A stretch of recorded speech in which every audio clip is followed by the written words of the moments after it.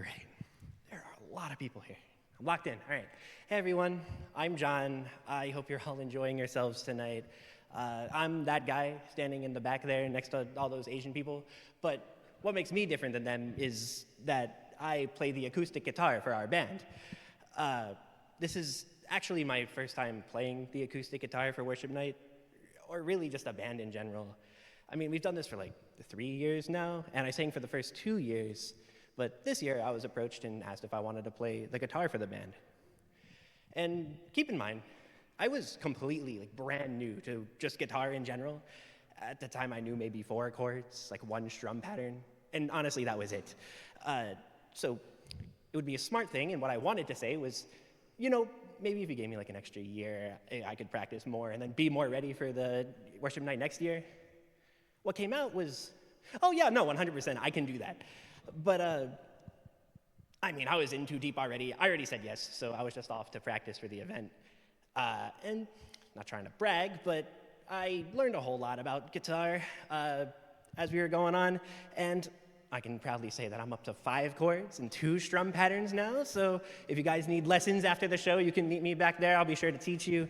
But for real, I learned a lot. I put in the time, and we'll get more into the guitar stuff shortly, because I also learned a lot about myself.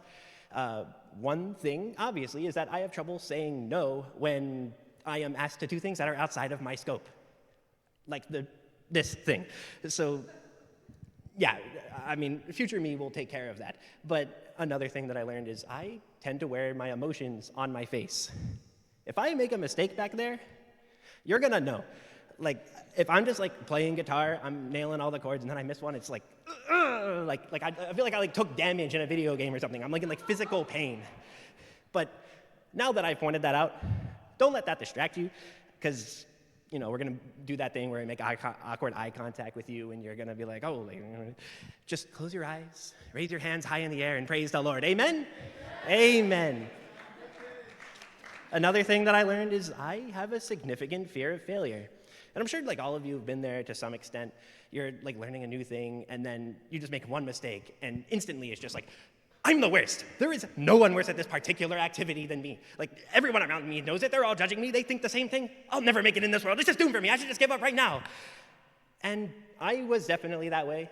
I 100% still am. And I just didn't know how bad that fear of failure was. It started small. The taking damage while playing guitar thing. But that fear just kept creeping in on me, and it kept growing. During practices with the band, we'd meet every week, I kept hearing this little voice, you're holding the band back. And as silly as that is, I know that that's not true. I appreciate and care for my band, and I'm sure that they think the same way, right? Right? Okay, yeah. But in all seriousness, I was very familiar with this voice. And if I may, I'd like to take a moment to share something personal. I'm the oldest among 5 children. I am much older than all of them. And I'm sure some of you know the pressure of being the eldest. You know that you'll always be the one to take care of them, take care of all of your younger siblings. But to put it in perspective for me, my youngest brother is 9 years old. I'm 27. That is an 18-year age gap. I also knew from a young age that I wanted to act as a provider for my younger siblings and be there for them whenever they needed it. To put things in perspective, me and my sister are the only people above the age of 18 in my family. Everybody else is literally just kids, and I want to be there for them. So to me, the path to one day being that provider was through academic success. And growing up, I was doing pretty well in school early on, at least enough to receive recognition and be put in the gifted programs in elementary, middle school. And my parents, my peers, all my mentors, they all noticed it, and they were filling my head with these visions of greatness and success. And it was great. Any kid would love to hear that. And it was great for me, but only for a bit, because those visions eventually only served to turn that pressure I was feeling into an insurmountable weight that I had to bear. And that's because I wanted so badly to bring financial success to not only myself, but my whole family. I wanted my younger siblings to never know struggle because I could be there to help them. So by high school, I was taking every single AP course that I could fit on my schedule, despite my guidance counselor's warnings, despite the fact that I knew that I couldn't handle that kind of workload. I began failing classes, and I punished myself by taking even more AP classes. I was in full denial about what my limits were, and I would also tell myself that somebody who would one day succeed and be able to provide should be able to handle this, so why can't I? So I would force it upon myself to take all of these classes. One day, I had to come home and tell my parents something that they never would have ever expected to hear. I didn't make it into any of the colleges I was planning to go to. In fact, I wasn't going to college at all. And it was my fault. All that weight, all that pressure, came crashing down upon me. I failed my family. What I did was lacking, and it wasn't enough. I wasn't enough. And I let myself know that. I consistently let myself know that. And that right there is the voice that I often carry with me, the one that I was hearing as I was practicing with my band. And bringing it back to the practice, every practice the band would be, packing up, congratulating each other on a job well done. And eventually somebody would make it up to me and be like, yo, great job today, John. And I'm sitting there was my guitar not plugged in? Did you hear that train wreck that I just played? And it's safe to say that my insecurities about not being enough were not just leaking in, but they were coming in full force into learning guitar and my guitar playing. And naturally, with that insecurity came the need for validation. I have a close friend in the band, and I was constantly asking him what he thought about my playing, what could I do to make this sound a little better? Would this drum pattern sound better in this particular part? If I built here, would it make the song hit harder? And no matter what I said, it would always be met with John, you're fine. Yes, sure, if you played it in a different way, it would sound marginally better, but what does it matter, you're fine. And along with that, I was also venting to him about what I was thinking, letting him know some of the things I was telling you about that. I thought that I was holding the band back. I thought everyone here was going to judge me, band members, peers, everyone alike. And upon hearing that, he took a moment to think, and then he responded with the 4 most powerful words that I could have heard at the time. Why are you here? Why are you here? What are you doing this for? You're thinking so much about what the audience is going to think of you, what the band thinks of you, and you're spending so much this mental tax on your head thinking about how other people are going to judge you, how you judge you. Have you considered why God placed you here in this band? Do you spend nearly as much time thinking about what God thinks of your place in this band and you? Do you even know who you're doing this for? And admittedly, up until that point, I had forgotten. I forgot my original reason for joining the worship night. And it's simple, it was just praising God. So those words hit me hard. I know that God wants the best that I can give, but not so much that I'm putting the work that I'm doing above him.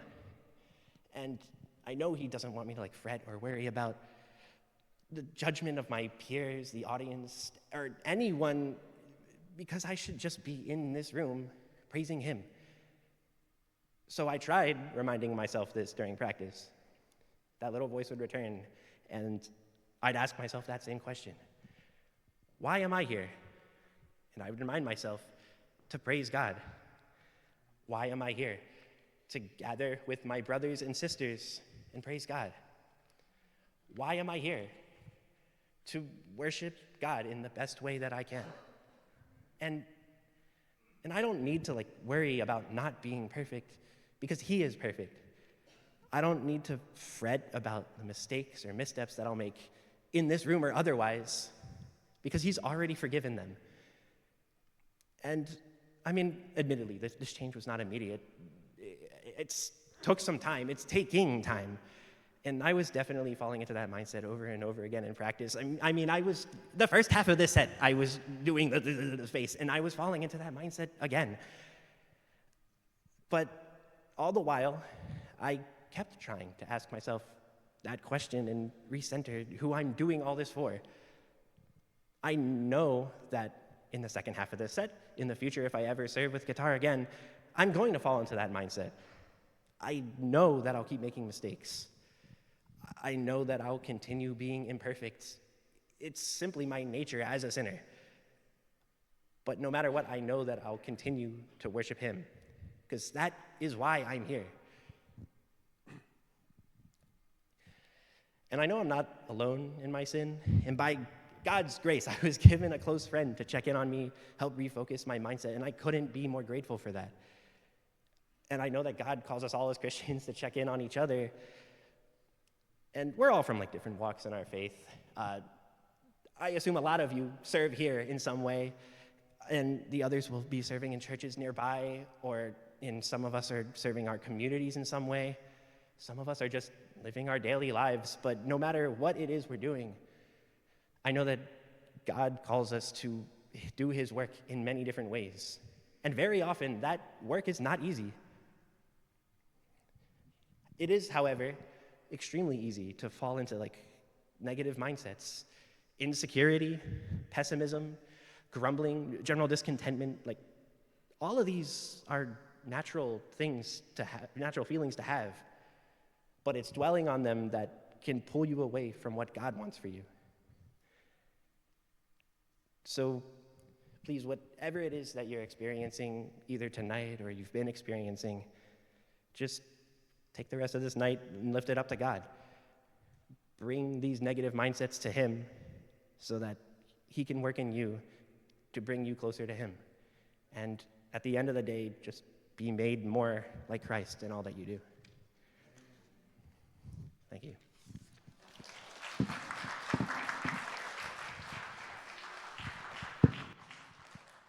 와, 난 설교 다 망했네 이제. 와, 이렇게 강력한 간증, 뭐 사실 이미 다 들으신 것 같아요. 저는 한 3시간쯤 설교를 하라고 하는 줄 알고 준비를 했는데 15분만 딱 하라고 그래서 다른 소리 하지 않고 빨리 설교를 해야 됩니다. 그런데 우리 청년들 너무 오늘 잘하죠? 찬양 너무 은혜스럽게 그동안 준비를 참 많이 했는데, 얼마 전에 제가 우리 청년들하고 잠시 말씀을 나눌 기회가 있었어요. 그때 제가 우리 청년들한테 사고를 한번 쳐봐라. 사고를 한번 좀 대단히 쳐봐라.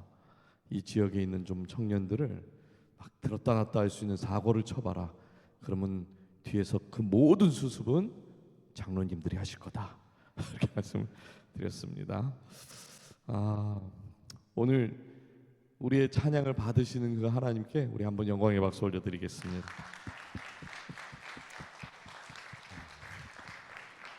여러분, 제가 어렸을 때 한국은요 바나나가 굉장히 비쌌습니다.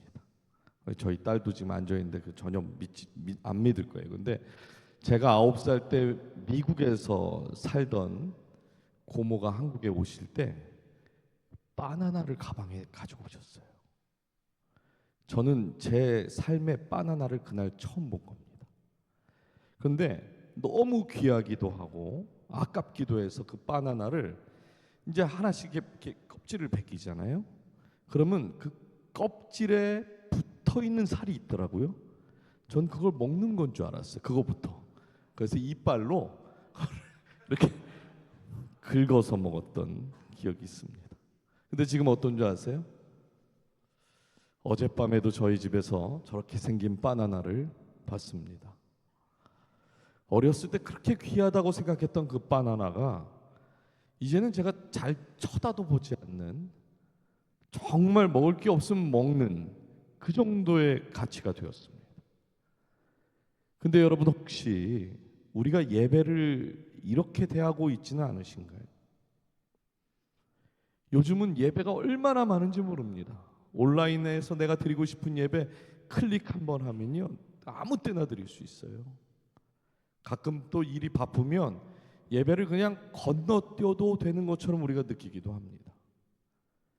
예배를 우리가 분명히 드리기는 하는데 문제는 더 이상 이 바나나를 보면서 설레임이 없는 것처럼 우리가 하나님을 만나러 오면서 기대하지 않고 설레지 않고 온다는 거예요. 근데 오늘 우리가 나눌 본문을 보니까 전혀 다른 이야기를 합니다. 23절을 한번 보겠습니다. 뭐라고 하냐면 아버지께서는 자기에게 이렇게 예배하는 자들을 찾으시느니라 그럽니다. 여러분, 하나님은 예배를 찾고 있는 게 아니에요. 뭘 찾으신다고 그러죠? 예배자, 월시퍼를 찾는다고 그러세요. 그러면 예배의 가장 중요한 목적은 뭘까요? 찬양을 잘 드리면 되는 겁니까? 아니면 말씀을 잘 들으면 되는 겁니까? 예배의 목적은 하나님을 만나는 겁니다. 근데 문제는 우리가 매주 예배를 드리면서도 하나님을 만날 거라는 기대 없이 그냥 예배를 드릴 때가 너무 많다고 하는 거예요. 우리 중고등부는 잘 들어야 돼요. 하나님을 만나러 교회 와야 돼요. 근데 예배를 보면 그냥 순서대로 흘러갑니다. 찬양하고 기도하고 광고 보고 말씀 듣고 또 찬양하고 축도하면 끝나요. 밥 먹으러 가야 돼. 하나님께서 이런 걸 지금 찾는다고 그러시는 걸까요? 그런 거 아니라는 거예요. 예수님께서 이런 비유를 하나 하셨습니다. 양 100마리가 있는데 그중 한 마리를 잃어버렸어요. 그때 목자는 그 99마리를 거기다 그냥 놔두고 잃어버린 한 마리를 찾아 나섭니다. 목자는 그 한 마리를 찾기 전까지 절대 포기하질 않아요. 오늘 이 본문에서 말하는 아버지가 찾는다고 하는 말이 바로 저 말입니다. 하나님이 찾고 계신 것은 수많은 예배 중에 하나가 아니라 그 수많은 예배 중에서 하나님을 정말 만나고자 갈망하는 그런 한 사람을 찾으신다고 하는 거예요. 여러분, 구약 시대는 하나님을 아무나 만날 수가 없었어요. 오직 대제사장 한 사람만, 그것도 1년에 단 한 번 하나님이 계시는 지성소에 들어갈 수가 있었습니다. 그날이 대속죄일인데 대제사장은 전날 자신의 몸을 정결하게 하고 가족들을 다 불러 모은 다음에 유언을 해요. 왜냐하면 지성소에 들어갔다가 자신의 죄 때문에 잘못되면 거기서 죽게 되거든요. 그러니까 몸을 정결하게 하고 허리에 긴 줄을 하나 감고 다리에 방울을 단 다음에 그리고 나서 지성소에 들어가는 거예요. 방울 소리가 이렇게 다니면서 딸랑 딸랑 그러면 나 아직 안 죽었다. 나 아직 샤론 오늘 선글라스 너무 이뻐요. 네. 나 지금 깜짝 놀랐어 지금. 네. 방울 소리가 나면 안 죽은 거예요. 근데 구약 시대에는 단 한 사람만 정해진 날 그렇게 목숨 걸고 하나님을 만났다는 거죠. 근데 신약으로 넘어와서 예수님이 십자가에 달리신 그날에 엄청난 사건이 일어납니다. 성소와 지성소를 나누는 휘장이 큰 천막이 하나 있었는데 예수님께서 십자가에 돌아가실 때 그 휘장 위에서 아래로 쫙 하고 찢어졌어요. 왜 잘 있는 그 휘장이 찢어졌을까? 예수님이 우리의 죄를 대신 짊어지시고 완전한 제물이 되셨기 때문입니다. 더 이상 우리의 죄를 해결하기 위해서 다른 제사를 드릴 필요가 없어진 거예요. 예수님께서 단번에 완전히 충분하게 우리의 죄를 다 해결하셨기 때문에 이제는 특정한 한 사람이 아니라 누구든지 또 언제든지 하나님 앞에 나갈 수 있는 그 길이 열리게 된 것입니다. 이게 엄청난 특권이잖아요. 그런데 아이러니하게도 이렇게 길이 열렸는데도 하나님을 예배 때 못 만난다는 거예요. 아니, 정확하게 말하면 못 만나는 게 아니라 만나지 않고 있는 겁니다. 왜 우리가 나름 열심히 마음을 다해서 예배를 드린다고 생각하는데 왜 하나님 못 만나는 걸까요? 찬양이 부족한 것도 아니고 설교가 부족한 것도 아니에요. 헌금 안에서도 아닙니다. 회개하지 않아서 그래요. 회개하지 않아서. 이 성경에서 회개라는 단어는 메타노이아라는 단어를 사용했는데요. 이건 단순하게 뭐 미안합니다 이런 뜻이 아닙니다. 내 마음을 완전히 그냥 돌이키겠다고 지금 말하는 겁니다. 방향을 바꾸는 거예요. 하나님을 등지고 살던 그 삶에서 하나님께로 다시 돌아가는 것, 이게 회개라는 거예요. 이게 어쩌면 저도 그런데 막 중고등부 때 수련회를 갔다든가 아니면 청년부 때 아니면 예배하다가 우리가 하나님을 진하게 만났던 경험이 있었을지 모르겠어요. 사실 저만 해도요, 예배 드리면서 하나님이 부어주시는 그 은혜 때문에 눈물도 많이 흘리고 회개도 많이 하고 그랬거든요. 근데 문제는 항상 그 예배를 통해서 감격하고 눈물을 흘리고 성령이 충만해야 하는데 어느 정도 시간이 지나면 그 은혜가 막 사라져 버린다는 거예요. 잠언 26장 11절에 이런 말씀이 있습니다. 성경에 저런 말도 있어요. 깜짝 놀랐죠. 개가 그 토한 것을 도로 먹는 것 같이 미련한 자는 그 미련한 것을 거듭 행하느니라. 여러분, 이게 무슨 말일까요? 회개하고 버렸다고 했던 것들을 다시 내가 다시 줍는 거예요. 지금 솔직히 저도 많이 주웠어요. 은서야 미안해, 아빠도 그랬단다.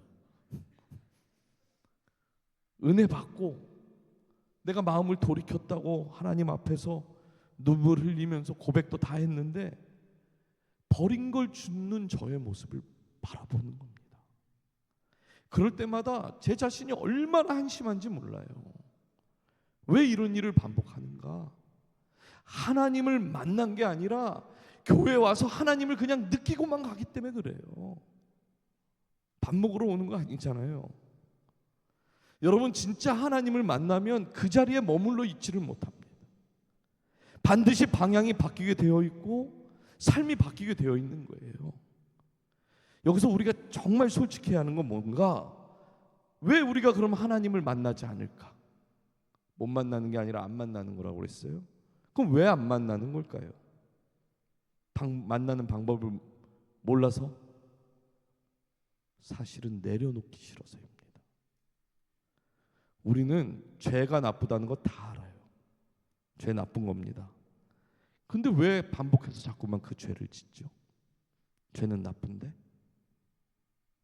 죄는 나쁜데 왜 자꾸 죄를 짓까? 그 생각 해본 적 있어요? 죄를 너무 사랑하기 때문에 그래요. 아이고 목사님 그거 아닌 것 같은데요. 그럼 왜 계속 죄를 져요? 아닌데. 우리가 죄를 너무 사랑해요. 내가 붙잡고 있는 거, 내가 포기하기 싫은 거, 내가 계속 즐기고 싶은 것들 한번 생각해 보세요. 그거 다 내가 좋아해서 하는 거잖아요. 말로는 우리가 하나님 앞에서 회개한다고 하지만 완전히 다 돌아서지 않는 겁니다. 그거는. 그래서 우리는 예배 때 하나님을 완전히 만나고 돌아가야 하는데 그냥 살짝 느끼고 돌아가요. 살짝. 여러분, 이 상태가 계속 유지되면 절대 바뀌지 않습니다. 그래서 오늘 이 자리에서 하나님을 만날 수 있는 그 기회를 드리려고 해요. 근데 조건이 있습니다. 뭐라고요? 회개해야 된다고요. 그냥 내가 잘못했습니다, 주님, 이런 고백 아닙니다. 정말로 여러분의 삶의 방향을 돌리겠다고 결단하고 또 정말 실제로 돌아가는 그 회개를 해야 하는 것이에요. 우리가 앞에서 찬양 많이 불렀잖아요. 이제 이거 끝나면 또 찬양 부를 거거든요. 오늘 찬양만 하다 집에 갈 거예요? 찬양만 하다 집에 갈 거예요? 아니면 정말 하나님 만나고 싶으세요? 하나님은 지금 예배를 찾고 있는 게 아니라 예배자를 찾고 있어요. 성경에서 하나님을 만족시켰던 그 한 사람을 통해서 하나님은 심판을 미루기도 하십니다. 하나님께서 찾으시는 그 예배자 한 사람만 있으면요, 가정도 무너지지 않아요. 하나님께서 이스라엘 백성들을 이렇게 망하게 하려고 할 때에 예레미야 선지자가 막 울면서 하나님 앞에 얘기합니다. 제발 하나님 용서해 달라고. 그때 하나님께서 그럼 의인 한 명만 찾아와라. 근데 그 의인 한 명을 찾지 못해서 나라가 망했어요. 이 시간 우리가 아주 짧은 말씀을 들었지만 오늘 앞에 간증도 들었어요. 한 사람의 삶 속에 어떻게 하나님이 이야기하시는지. 특별히 오늘 우리 중고등부, 이때가 가장 열심히 할 수 있을 때예요. 하나님을 꼭 만났으면 좋겠어요.